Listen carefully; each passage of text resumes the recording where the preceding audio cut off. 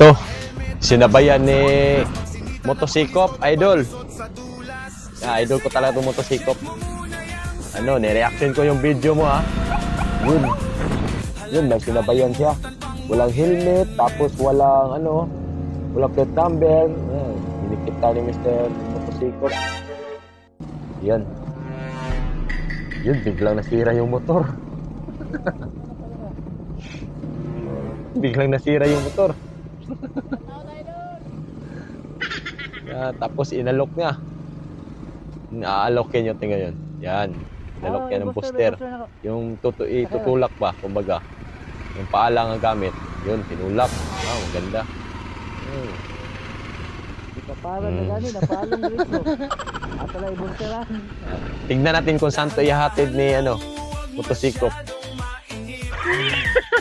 Akala ko sa shop niya ihatid. Sa police station pala.